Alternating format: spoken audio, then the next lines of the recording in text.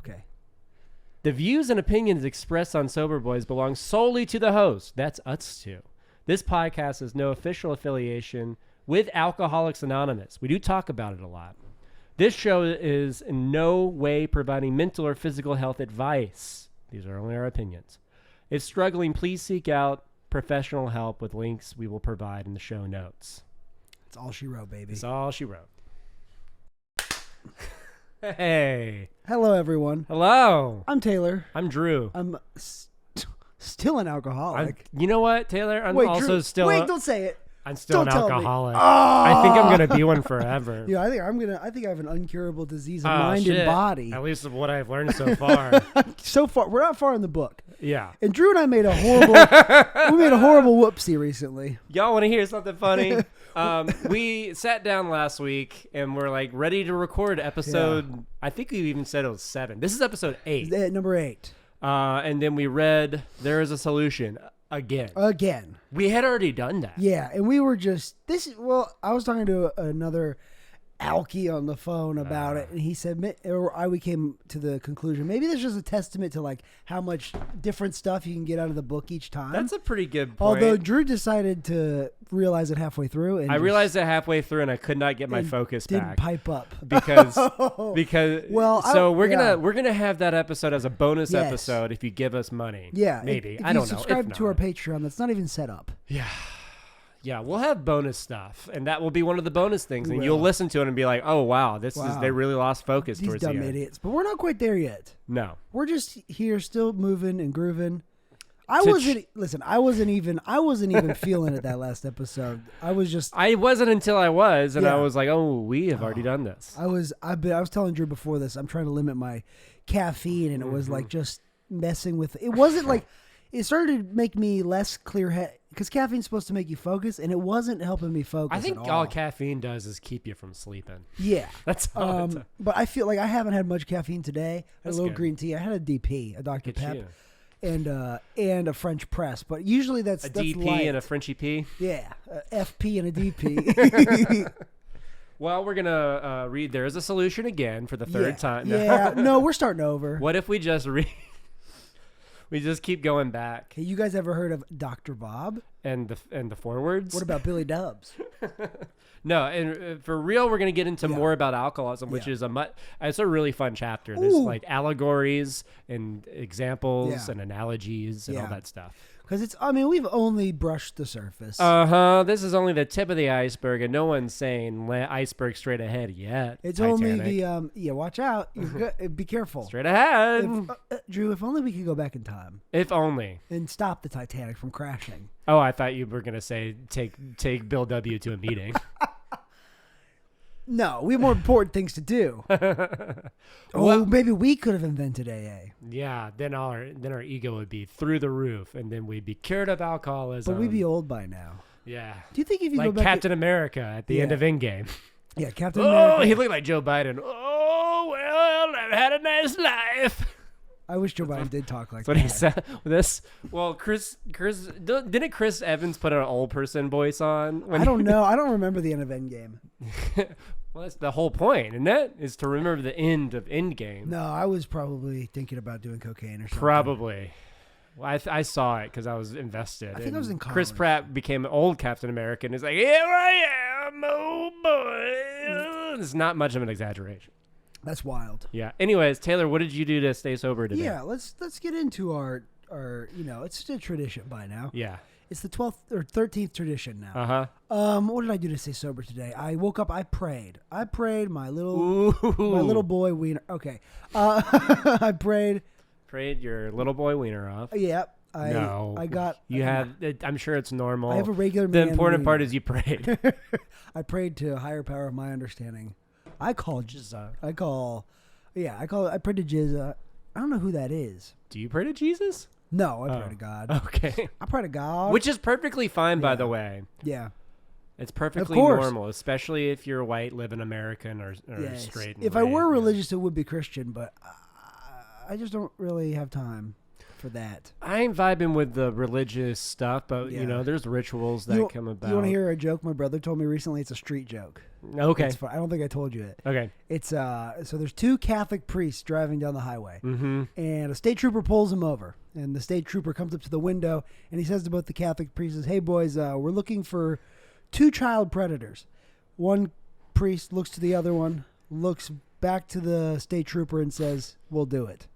I'm gonna have to cut that out. That'll be part of the Patreon. Oh, it's a street joke. It's not saying anything about anything. It's hilarious. That's really funny. We're gonna put. I'm gonna put it. I was gonna like break into your telling of the joke and be like, "Don't get him close to a kid." Yeah. Anyways. Yeah. I stayed sober by praying. Damn. I hurt my knee recently, so I have to do it on one knee now. Oh, like kind of you did a Kaepernick? I did a Colin Kaepernick. Mm-hmm. I'm protesting alcoholism. You know what? Me too. Yeah, I'm done with you. I'm just protesting alcohol. I have alcoholism. Yeah. And then I went to the noon meeting at Candler Park. Nice. It was a very pretty day here in Atlanta, it's a Georgia. Beautiful day. I golfed a little bit before that. Nice. Just a little 9 holes. I spent so much time at Candler Park today. That's nice. And now I'm here. Cool. What you do? I did some things today. I spent a lot of time in Virginia Highlands, which is another neighborhood in Atlanta, Georgia. That's nice. I got up. I forgot to pray, and so I prayed in a gas station when I was buying sparkling water. Nice. When I was waiting in line. Did you do it eyes closed? Like eyes like almost closed like that. Like and so people were looking around like, what the fuck's wrong with this guy? He's holding up the line. I wasn't holding up the line. I was waiting, and then I prayed. And then anyways, I met with one alcoholic in the morning. We'll call him Blarfarg. Yeah, I met with him. He's a wild guy. Yeah.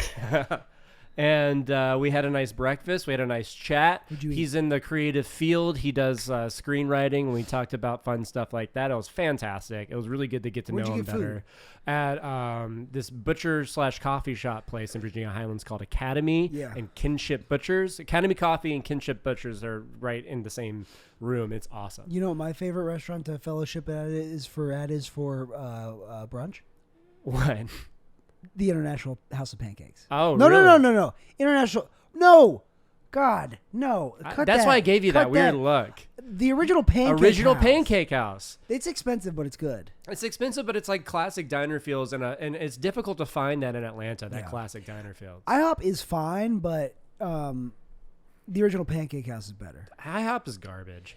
I'm sorry. It's garbage. Yeah. If you want breakfast and want to change, I mean, there's so many Waffle Houses in Atlanta. We went to one, me and my friends went to the one on Ponce after comedy one night, and it was like it was like an amount of us, and the tab was $25, and my friend Luke tips $9, which is well over 20%. Well over 25%. Is that IHOP or Waffle House? IHOP. And then the server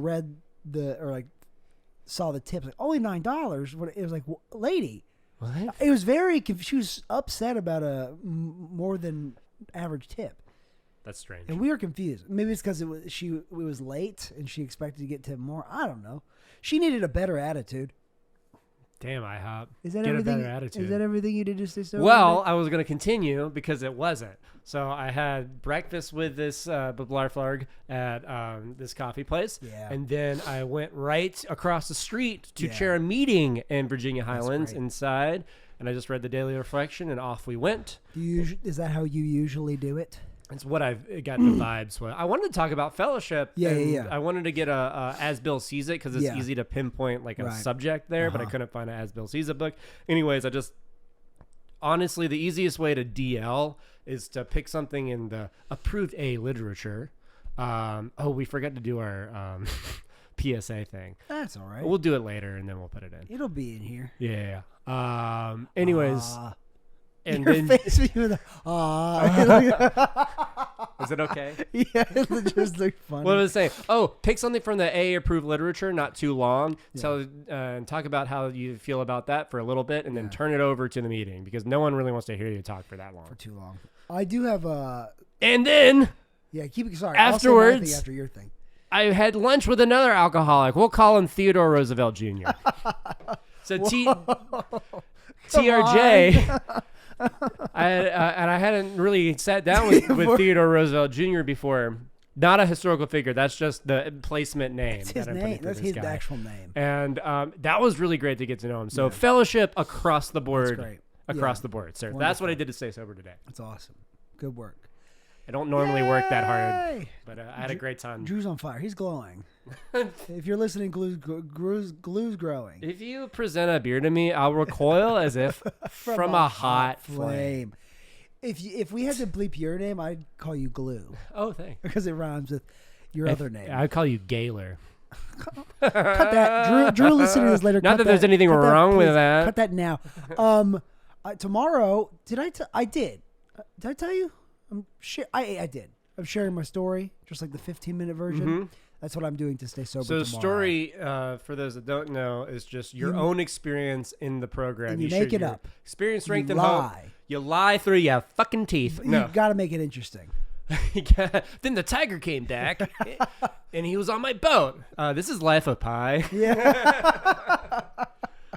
No, you experience how it was out there doing drugs and drinking. What happened, which is finding the program, and what it's like now, which is you're hopefully Well, more happy so person. how I understand it right now, my plan was to do what it was like before I started drinking, Okay. what happened when I started drinking, Okay. what it's like now, how I stay sober. Yeah, it works. Okay. Just stay in the solution. No one wants to hear drinking Yeah. stories. No, maybe pick one. Yeah, well, it's easy with Your spiciest one. It's easy with 15 minutes because Yeah. I do 5, 5, and 5. Yeah. I always talk about my crash in the car. That's a spicy one. I have a spicy crash in the car story as well. There you go. Just pick one and then you go off to the solution. I All do- right. Yeah. I want to hear your advice on this Okay. because drugs is such a big part of my story. Mhm. I'm gonna mention it, and I'm gonna You have to. like singleness of purpose. But I will say I'll write down what I said. I'll read you what I said. Wrote down because I've been prepping. We will all get week. into more about alcoholism Yeah. soon, but This we're is also important. talking about another. This is important. Short version of my story. So- 15. So it's an honor to do this. I get it. Do you have it all written out? No, just Just bullet points? Yeah, Yeah. I just want to hear Bullet what points you are think good. about this. Drugs are a huge part of my story, but so is alcohol. Alcohol was always the catalyst for me to go buy and do drugs. Yeah. Alcohol was there for me before, during, and after a drug binge. Alcohol is the constant because I am an alcoholic. What alcohol does for me is it gives me the courage to go buy drugs. Alcohol sets that obsession of the mind in motion where I want more, and I want to push those feelings I get from substances to the max. Doesn't matter what it is. Alcohol, cocaine, Percocet, Whippets, LSD, MDMA, 2CB. Name a drug, I've done it, except heroin. And I've used all of them to treat my alcoholism because it doesn't matter what it is for me, alcohol or drugs, it's treating the same thing. That's great. Okay, good. I think it's beautiful, and you have more than bullet points written out. I had a whole thing, but I want You should start with the classic. To those who don't know me, like you're Yeah. doing a wedding speech, me and alcohol go way back. girly. But I just want to be like, because I know singleness of purpose, but I want to drive. So for those that don't know, Yeah. singleness of purpose just means, and you'll hear old timers or people who've been in the program for a long time say that sometimes, which means we just care about alcohol. We're alcoholics. But the truth of the situation is, a lot of alcoholics, the majority of alcoholics, have participated in abusing other substances. Yeah. Like Taylor, we talked about it before with crack and, Yes. and all that good stuff. But I just want to drive home the point is like, I use all this stuff to treat the same thing. Yeah. It all treats the The same same thing. obsession of the mind. Drugs for me, I just found treated it in a better way until they didn't. Yeah. Until they treated it in a much worse way. Yeah. So. And drugs for me were kind of on the side, but I still used them. And I probably would use more if I had eeasier access. I was just lazy and like to drink alone. Yeah, some alcoholics booze is. But you know what I will there. tell you? I've told this friend this recently is I would go into I had a business where I was in strangers' homes, and a lot of the times I would look for pills. Oh yeah.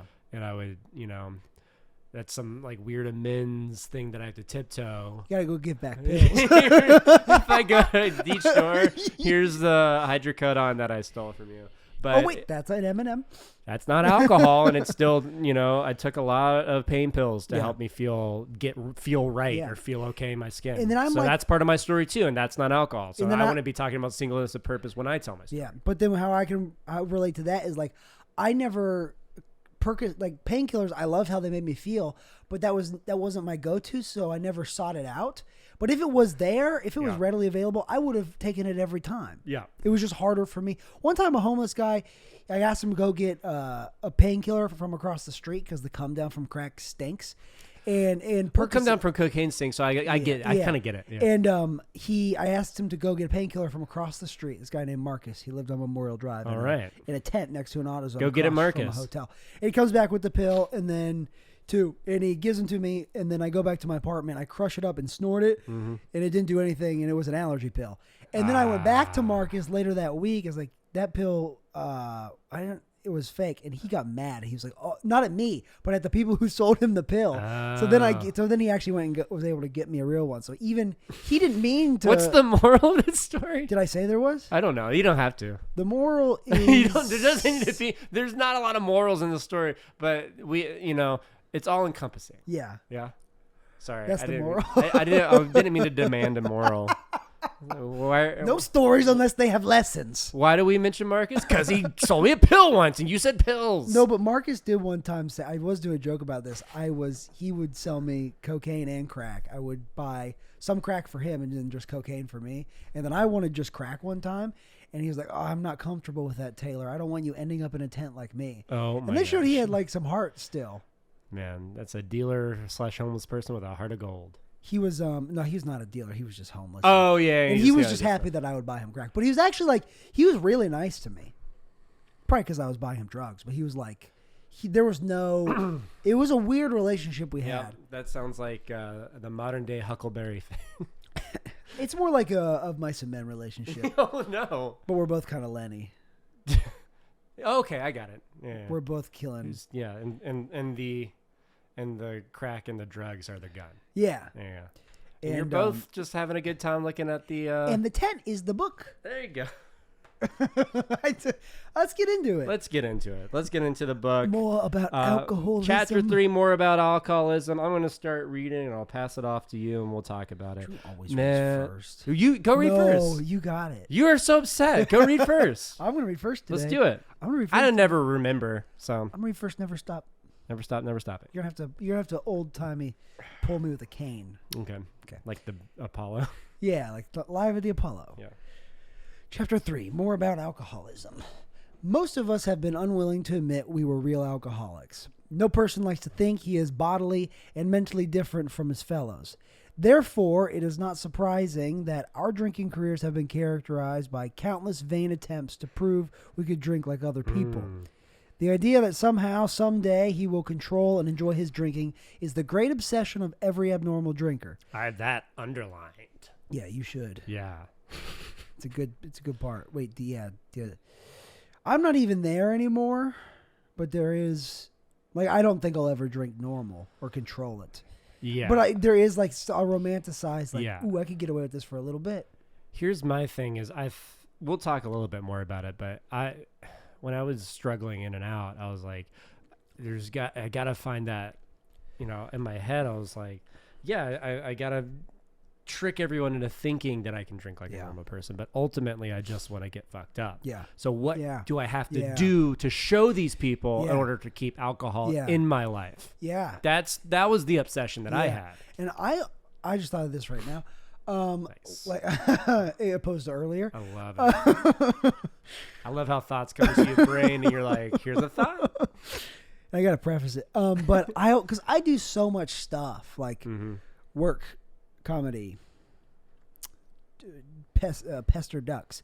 I just do so many activities. You had trouble lifting all your stuff. And it was but when I relapse, it's it just fucks everything up immediately. I can't do anything.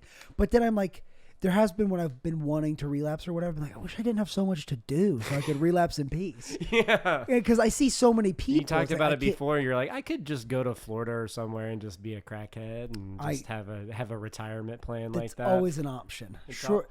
It's quick retirement. You have choices. But yeah. My point was I never wanted to drink like a normal person. No. But I wanted to trick people into thinking I did. Yeah. Because other people's opinions of us. Mm-hmm. The most important thing in the world. Yes, sir. Back to it. The persistence of this illusion is astonishing. Many pursue it into the gates of insanity or death. Oh man.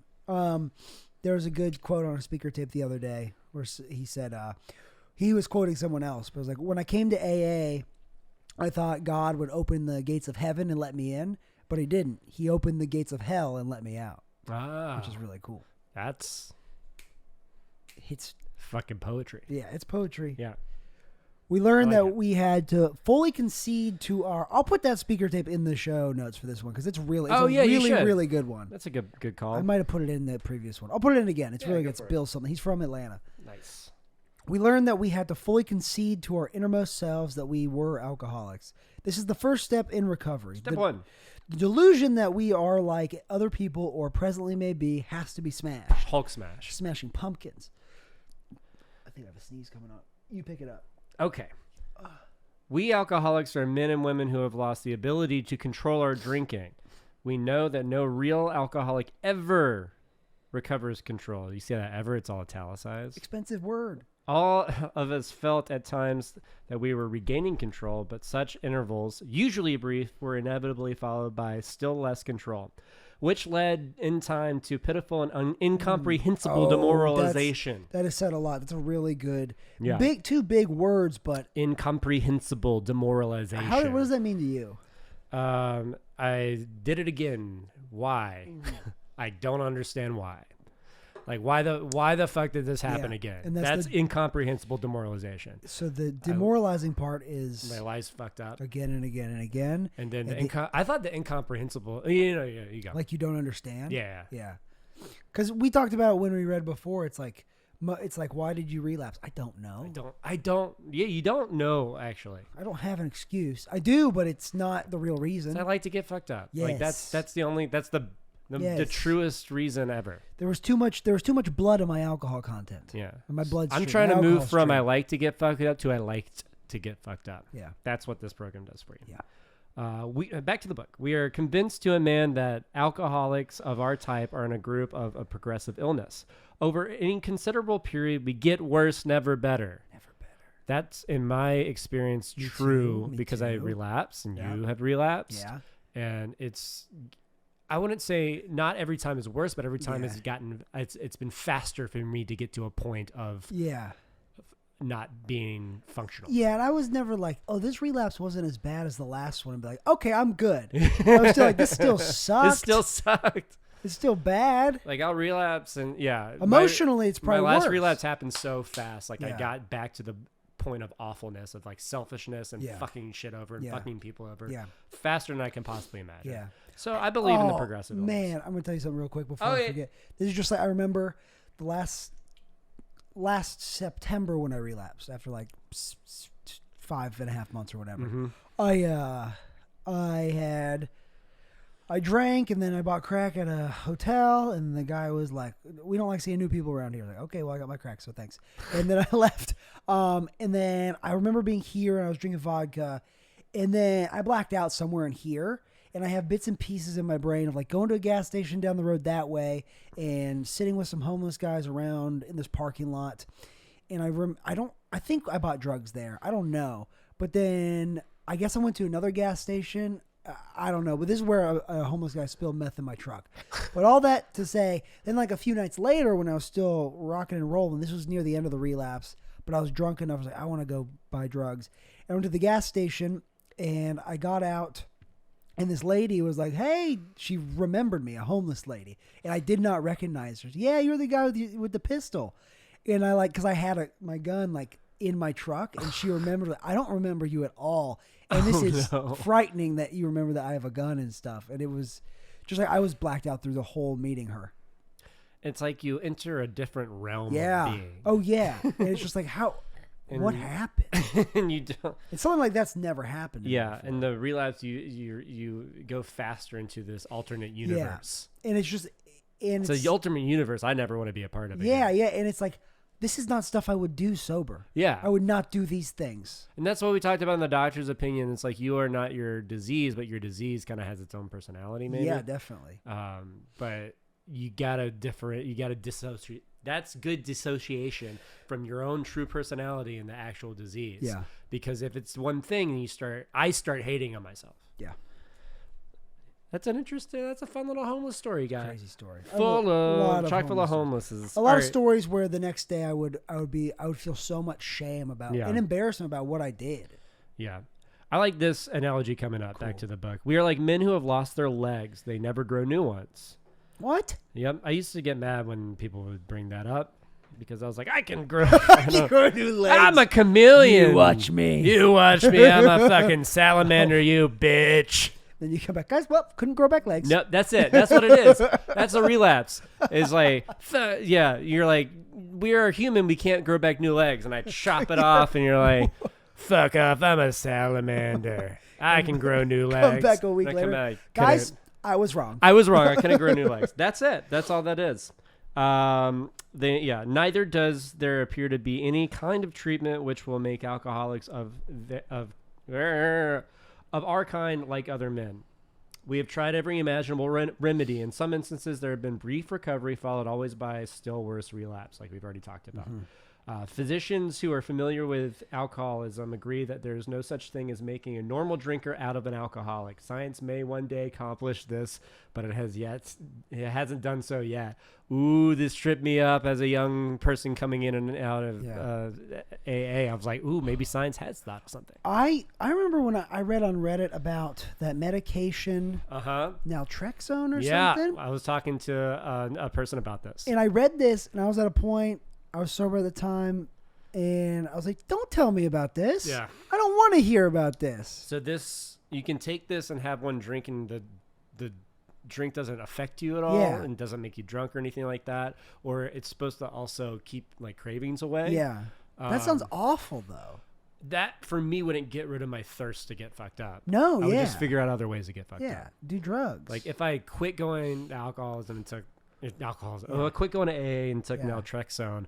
I see myself being like angry at life very quickly. Yeah, and that sounds just because it's alcohol is not the problem. That being said, please, anybody listening to this who's like, I don't like AA and not getting it, and this could work for me. It could work for you. It could.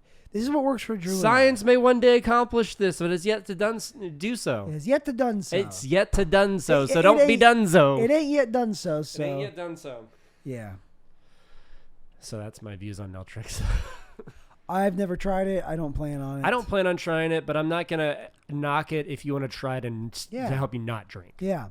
Maybe you're if listening you add to it on to other stuff. Maybe you're listening to this podcast in spite of. Yeah. I'll read the next couple paragraphs and I'll pass it back off to you. It's almost my turn back again. Back to the book. Despite all we can say, many who are real alcoholics are not going to believe that they are in that class. By every form of self-deception and experimentation, they will try to prove themselves exceptions to the rule, therefore non-alcoholic. Like I said, I tried to do just so I can have alcohol in my life. If anyone who is showing inability to control his drinking can do the right about face and drink like a gentleman, our hats are off to him. Heaven knows we have tried hard enough and long enough to drink like other people. Yeah. I have this underlined, and I think Young Drew wrote this. This fucking line. That's what I wrote. Yeah. It got me. Yeah. Made you mad? Well, because I was just like, I'll figure it out, and the hats will be off to me. So you were in AA, but like, maybe I can beat this yet. Well, because it said the hats will be off to me, Taylor. Like, the hats, they'll be off to me. Like I'm going off at an excursion across the sea, and they'll be like, hey, figured it out. You weren't licked yet? I wasn't licked yet, apparently. Yeah, old-timey hats. Yeah. For those that are just listening, I'm like taking off a fake hat, and I'm like waving by. Is that how they waved them? Yeah, like the fast, like 1920s clip. Yeah. John Mulaney has a bit about that. Oh. Yeah. It's like, were people just going out for a Saturday to wave bye to people they didn't know on boats? That's a John Mulaney thing. Yeah. Shouts out. Okay. Here, this is great too. Here are the methods we have tried to drink like other people. Drinking beer only. Limiting the number of drinks. Never drinking alone. Never drinking in the morning. Drinking only at home. Never having it in the house. Never drinking during business hours. Drinking only at parties. Switching from scotch to brandy. You know, I've tried that. Drinking only natural wines. Organic wines. Agreeing to resign if ever drunk on the job. Taking a trip. Because that would, that would work. Yeah. Taking a trip. not taking a trip, swearing off forever with and without a solemn oath, taking more physical exercise, reading inspirational books, going to health farms and sanitariums, accepting voluntary commitment to asylum. It just gets sadder and sadder. Yeah. We could increase the list ad infinitum or ad infinitum. Ad infinitum. Ad infinitum. That's what I like about going through this with you, and just this is what I love about hanging out with you. Yeah. But you'll know a word sometimes. I'll know a word sometimes. It's like we're not good readers apart, but together we get it done. We're one fine, okay reader. Ooh. Imagine if they let us take the SAT together. Man, we would get into a state school. We'd be lawyers. Immediately lawyers. Like your fifth choice lawyer. Yeah. Not a criminal defense lawyer. Workers' comp, and we lose to Morgan & Morgan all the time. Well, I've seen this billboard in Atlanta recently. It's my 25% lawyer. And it's like, stop paying 33% to 45% for your lawyer. And they do 25. It's like, oh, is that just a bad lawyer who figured out, I need business somehow. Charge less. Oh, I forgot what I was going to say about. Oh, no. Going through this is I've been picking up on stuff I just haven't picked up before. That's the beauty of this thing. It's like it's a beauty. You'll pay. That's the beauty of this thing, all right? Oh, it's Australian guy. I thought you were doing an Australian guy. A beauty. It's a beauty. This book's a beauty. Yeah, I love this book. This book's nice and blue. Right. It's the big book. Nobody listened to this to hear us have Yeah, terrible. we can cut it. Yeah, we'll cut that one. Australia. So yeah, I've tried a lot of these things to try to, once again, not drink like a normal person, but to keep alcohol close to me in my life as a solution. Yeah. Because I like it to get fucked up. I like it. I always turn into an Italian when I drink. Yeah. Like Mario Italian. Yeah. Here we go. That's what happens when I... You could have been the voice from Mario. Anybody could. I'm going to pick it up. We're almost read 2 full pages. That's crazy. We're chugging right along. Trudging right along. Oh, sorry, trudging. That's me trudging. The mud is talking. That just sounds like someone who trudges a lot. I think of like an orc in like Lord of the Rings who like is born out of the mud and then they trudge in the army. Man, Lord of the Rings is a long movie. Ooh, boy. All right. Taylor's continue. We do not like ghosts. We do not like to pronounce any individual as alcoholic, but you can quickly diagnose yourself. Step over to the nearest bar room and try some controlled drinking. We demand you to do this. Yeah. Try it. We dare you. We dare you. See how it... I triple dog dare you. So this book gets sassy sometimes. Yeah. Bill W. Once he got a little sober, he got a little sad. Yeah, he's like, oh yeah? Oh yeah. That's how he talks. Why don't you try some controlled drinking? That's just how he talks. Try to drink and stop abruptly. Try it more than once. It will not take long for you to decide. If you are honest with yourself about it, it may be worth a bad case of jitters if you get a full knowledge of your condition. Mm-hmm. Though there is no way of proving it, we believe that early in our drinking careers, most of us could have stopped drinking. But the difficulty is that few alcoholics have enough desire to stop while there is yet time. We have heard of a few instances where people who showed definite signs of alcoholism were able to stop for a long period because of an overpowering desire to do so. Here's one. Yeah, this is an interesting story. Here it is. Here's the story. I was thinking about if I should tell you something that happened in the meeting or not. What happened in the meeting? I have the power to cut anything. It wasn't anything. It was just I was sitting next to a guy who was also from Ohio, and he said, we were talking about it, and then he said he stopped drinking when he was 15. He got sober when he was 15. And I was like, maybe his drinking was insane at 15. I been sober since 15? I get skeptical when people say they got sober that young. I'm not saying they're not an alcoholic. No, I would be. No, do you see my face? It's also skeptical. Yeah. I've not heard of that. Yeah. I've heard of it a few times, but. Jinxies.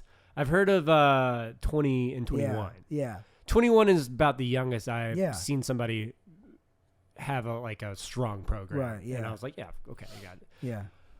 That being said, I was an alcoholic right away. Yeah. at 17. So if Yeah. I started earlier, we don't know these people's stories, but it is strange, and it's probably hard for him to kind of relate with other people. Yeah.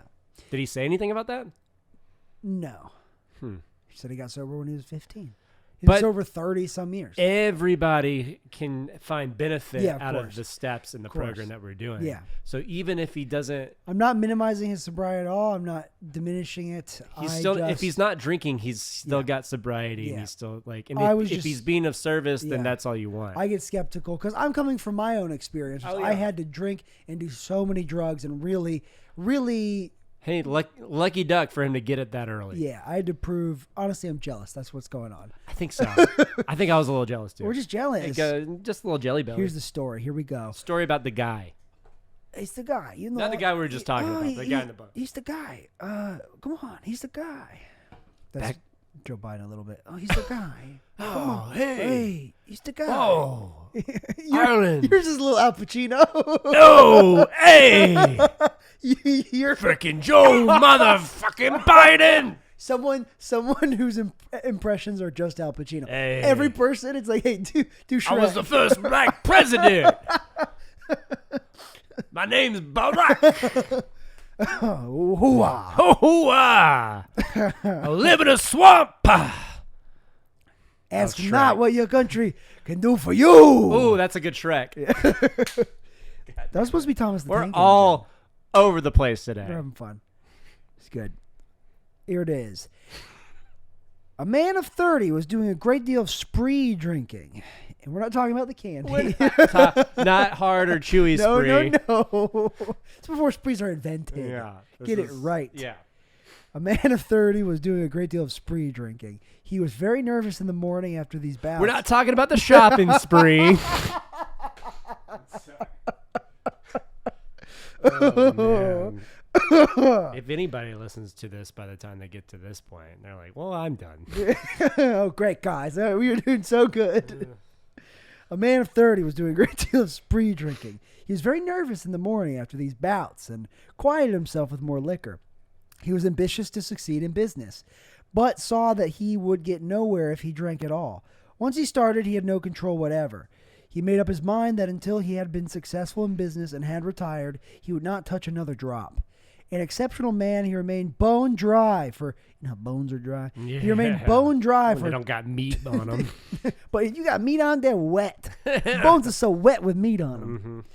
He remained bone dry for 25 years. That and- sounds so sad. Yeah, just white knuckling it. Yeah, I couldn't white knuckle it for more than like 2 or 3 months. Just the whitest knuckles. But you've ever anyways, seen. this man was bone He was dry. bone dry for 25 years and retired at the age of 55. So he was sober from Excuse me. 30 to 55. It's 25. They said 25 years. Yeah, but I was doing the math. They did it for you. I just want to see when he stop drinking. Oh, I know. Okay, yeah. Okay. After a successful and happy business career. He remained bone dry for 25 years and retired at the age of 55 after a successful and happy business career. Then he fell victim to a belief where practically every alcoholic has, that his long period of sobriety and self-discipline had qualified him to drink as other men. He has graduated from his alcoholism. Did it, cap and gown and everything. Mm-hmm. Out came his carpet slippers in a bottle. In 2 months... Do you have Came carpet Judy slippers? Garland. Yeah. I'm sorry. This is a really sad story. He became an old lady. In 2 months, he was in a hospital, puzzled and humiliated. He tried to regulate his drinking for a while, making several trips to the hospital meantime. Then, gathering all his forces, he attempted to stop altogether and found he could not. Every means of solving his problem which money could buy was at his disposal. Every attempt failed.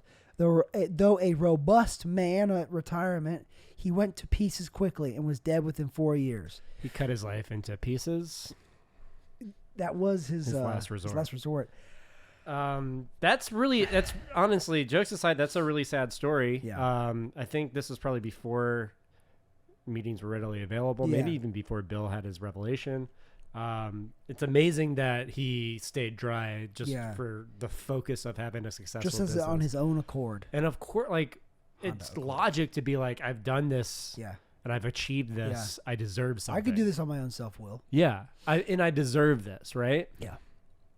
And yeah, I deserve a treat. That is, it can be demoralizing if we're like, oh, we're never getting rid of this thing. But it's just reminding us that it's a daily reprieve. Mm-hmm. That's all this is.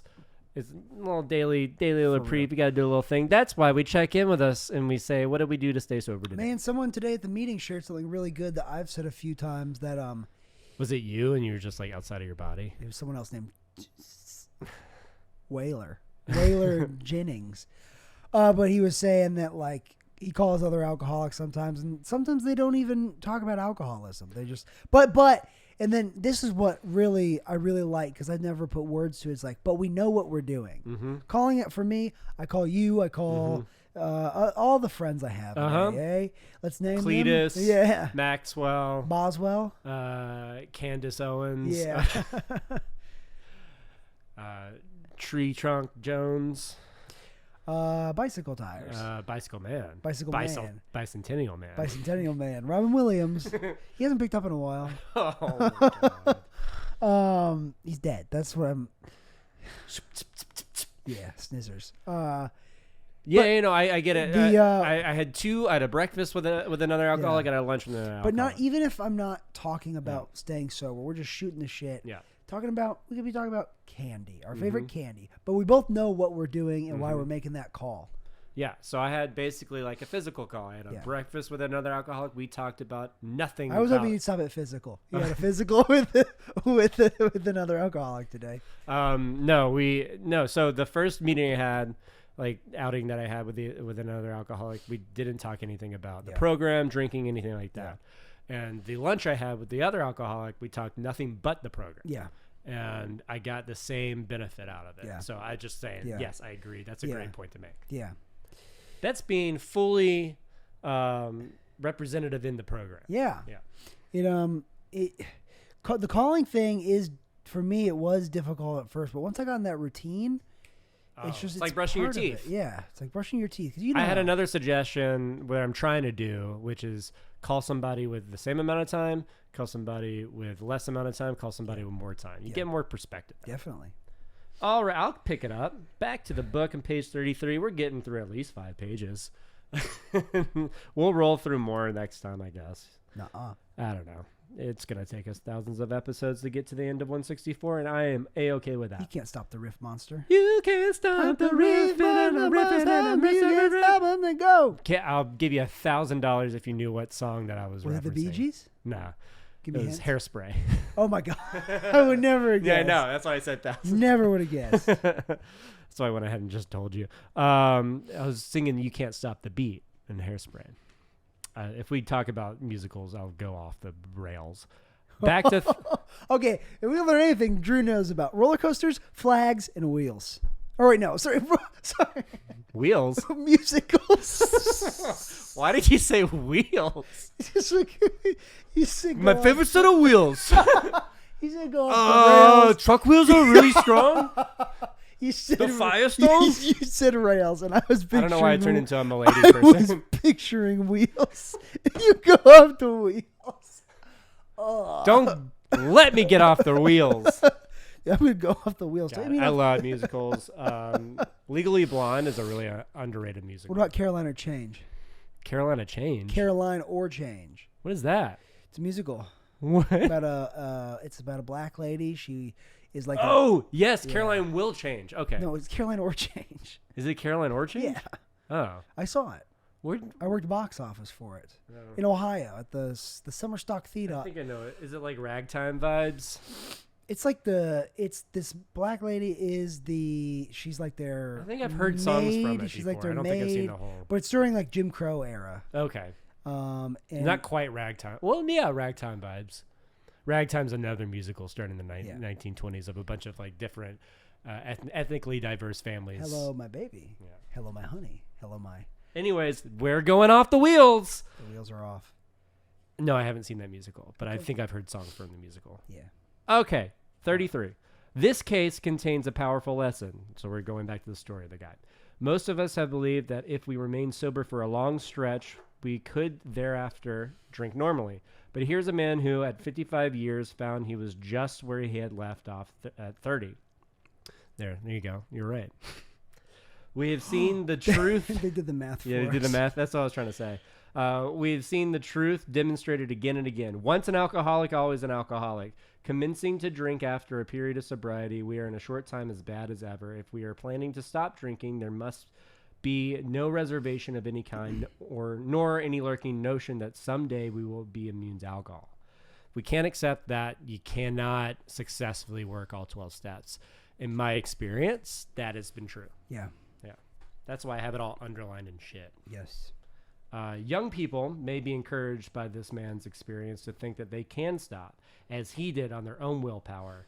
We doubt if many of them can do it, because none will really want to stop, and hardly one of them because of the Sorry, I want to restart that. Peculiar. Blah, blah, blah, blah. We doubt if many of them can do it, because none of them really want to stop, and hardly one of them, because of the peculiar mental twist already acquired, will find that he can win out.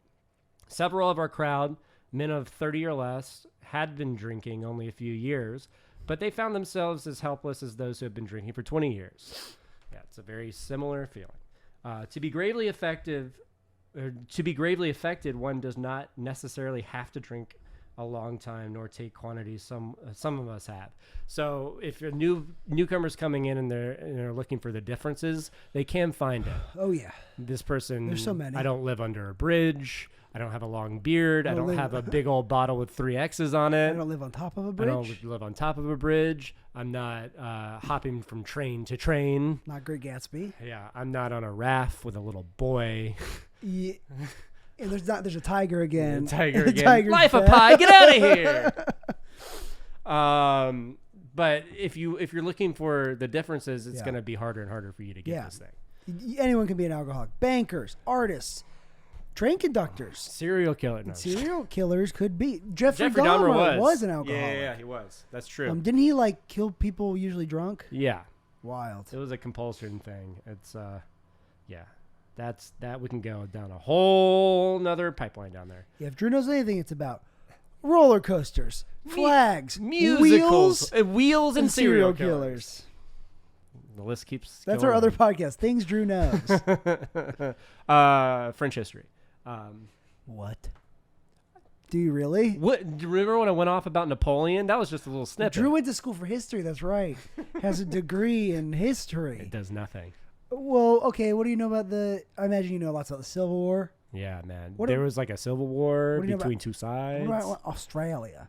Oh man, that's where they sent all the criminals Yeah. from England, and that's why I talk like this. I'd have a bit of felony. Yeah. So that just was an So English much accent being that cut. developed insane. Yeah. Whoa. Yeah. Oh, terribly sorry. What's that? Right over there. It's hopping up and down. It's a kangaroo. Yeah, they just were so Oh, amazed. this dog took my baby. They were bewildered. The dog, it took my baby. Yeah. What happened? The dingo took my baby. All that's being cut. Yeah. All right. Why? Silly make-em-ups and nonsensical things. It's up to you. All right. To be gravely affected, one does not necessarily have to... No, I already read all that. This particularly is true of women. Potential female alcoholics often turn into the real thing and are gone beyond recall in a few years. That's kind of like a 1930s thing. It's just all kind of true for all alcoholics. Yeah. It's very easy to become an alcoholic very quickly. Certain drinkers, back in the book, certain drinkers who would be greatly insulted if called alcoholics are astonished at their inability to stop. We who are familiar with the symptoms see large numbers of potential alcoholics among young people everywhere. But try and let them see it. And that is asterisk. We're going to go down to the asterisk. The asterisk says, true when this book was first published, but 2011, mine says 2011. Your year might be different. 2014. Oh, so my 2011 U.S.-Canada membership survey showed that about 1/12 of AAs were 30 and under. What is your percentage? 11%. Okay. Oh, interesting. It went down. I don't know the math on that. 1/12 or 1/11? Mine's 11% Oh. of AAs were 30 and under. What's 112? 112. Is that 11%? Mine's more. Mine's Yours more. Mine's more than 1/10. Yeah. Okay. So mine's Yeah, more. yours were. It's just laid out differently. Okay. Don't ever show Drew decimals. I don't know or math. fractions. Don't get that math out of here. Things Drew doesn't know. Math. Math. Where babies come from. Don't tell me. Different kind of noodle names. I don't want to friggin' know. They're all sketty to me. It's all paschetti It's to me. all paschetti. Short paschetti. Long paschetti. Tubed spaghetti. Bow tie sketty. Paschetti with stuff inside of it? Duh. Little pillow paschettis. I'm just thinking I think you should leave sketch motorcycle. That's a motorcycle. Yeah. Oh. It's all derivative of I think you should leave. Back to the book. We're on page 34. We're reading it. We're making it happen. I want to read this paragraph and pass it off to you. Sweet. As we look back, we feel we have gone on drinking many years beyond the point where we could quit on our own willpower. That's why we need this program. That's why we need the steps. That's why we need each other. If anyone questions whether he has entered this dangerous area, let him try leaving liquor alone for 1 year. If he is a real alcoholic and very far advanced, there's a scant chance of success. Boy, that's super true. Mm-hmm. In the early days of our drinking, we occasionally remained sober for a year or more, becoming serious drinkers again later. Though you may be able to stop for a considerable period, you may yet be a potential alcoholic. We think few to whom this book will appeal can stay dry anything like a year. Some will be drunk the day after making their resolutions. That sounds a lot like me. Most of them within a few weeks. That also sounds a lot like me. Pass it off to you, sir. Got it. For those who are unable to drink moderately, the question is how to stop altogether. We are assuming, of course, that the reader desires to stop. Whether such a person can quit upon a non-spiritual basis depends upon the extent to which he has already lost the power to choose whether he will drink or not. Many of us felt that we had plenty of character. There was a tremendous urge to cease forever, yet we found it impossible. This is the baffling feature of alcoholism as we know it, this utter inability to leave it alone, no matter how great the necessity or the wish. How then shall we help our readers determine, to their own satisfaction, whether they are one of us? The experiment of quitting for a period of time will be helpful, but we think we can render an even greater service to alcoholic sufferers and perhaps to the medical fraternity. So we shall describe some of the mental states that precede a relapse into drinking, for obviously this is the crux of the problem. Before we get into that, I'm excited to read this next part. You said, I heard non-spiritual basis, and I thought of a upright bass player talking about science is the only thing I trust, baby. Boom, You think boom, that- boom, boom, boom. This is not spiritual. Yeah, Boom, you boom, think boom, there's a boom, God? boom. Ah, I'm an atheist, baby. Boom, boom, boom, boom, ba-dum-bum. Sorry. We're all just bones and dust. Bones and dust. Bones are there. All right, we're going to get into why we relapse, why we go back into this thing when we fucked up so many times before. Yeah, maybe I'll share what happened. And then how much time do we what's have? like been for me. 52. Yeah, we'll stop after the first example. How's that sound? The first example. Are they long examples? Because, This chapter's long. yeah. All right, here we go. Here it is, the first one. What sort of thinking dominates an alcoholic who repeats time after time the desperate experiment of the first drink? Friends who have reasoned with him after a spree which has brought him to the point of divorce or bankruptcy are mystified when he walks directly into a saloon. Why does he? Or what is he thinking? Our first example is a friend we shall call Jim. This man has a charming wife and family. He inherited a lucrative automobile agency. He had a commendable World War record. He won. He is a good salesman. Yeah. Jim 1, Nazi 0. That's why life was so good. Captain America, man. He's a good salesman. Everybody likes him. He's an intelligent man. Normal so far as we can see, except for a nervous... Ugh. Everybody likes him. He's an intelligent man. Yeah. Normal so far as we can see, except for a nervous disposition. He did no drinking until he was 35. Damn, Jim. Man, in a few years, he became so violent when intoxicated that he had to be committed. Damn, Jim. On leaving the asylum, he came into contact with us. We told him that we knew of alcoholism and the answer we had found. He made a beginning. his family was reassembled. See, he was an Avenger. Like Bionicles. And he began to work as a salesman for the business he had lost through drinking. All went well for a time, but he failed to enlarge his spiritual life. Just his liver. To his consternation, he found himself drunk half a dozen times in rapid succession. On each of these occasions, we worked with him, reviewing carefully what had happened. He agreed he was a real alcoholic and in serious condition. He knew he faced another trip to the asylum if he kept on. Moreover, he would lose his family for whom he had a deep affection. Ooh, I'll pick it up. Yeah, I was going to say you should. Yeah. Yet he got drunk again. We asked him to tell us exactly how it happened. This is his story. I came to work on a Tuesday morning. I remember I felt irritated that I had to be a salesman for a concern I once owned, which I would be irritated too. Of course. I had a few words with the boss, but nothing serious, when I decided to drive into the country and see one of my prospects for a car. On the way, I felt hungry, so I stopped at a roadside place where they have a bar. I had no intention of drinking. I just thought I would get a sandwich. I also had the notion that I might find a customer for a car in this place, which was familiar, for I had been going to it for years. I had eaten there many times during the months I was sober. I sat down at the table and ordered a sandwich and a glass of milk. Still, no thought of drinking. I ordered another sandwich and decided to have another glass of milk. As I italicize this whole little 2 sentences, suddenly the thought crossed my mind that if I were to put an ounce of whiskey in my milk, it couldn't hurt me on a full stomach.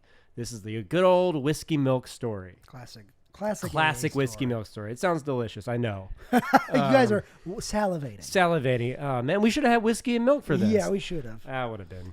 That would have been the end of the podcast. That sure would have. Back to the story. I ordered a whiskey and poured it into the milk. I vaguely sensed that it was not being too smart. It's my favorite line. I vaguely sensed I was not being any too smart. But felt reassured that as I was taking the whiskey in a full stomach. The experiment went so well that I ordered another whiskey and poured it into the more milk. That didn't seem to bother me, so I tried another. And thus the obsession of craving started, and then the lack of control started after that. Thus started one more journey into this island for Jen. Here was the threat of commitment, the loss of family and possession, to say nothing of that intense mental and physical suffering which drinking always caused him.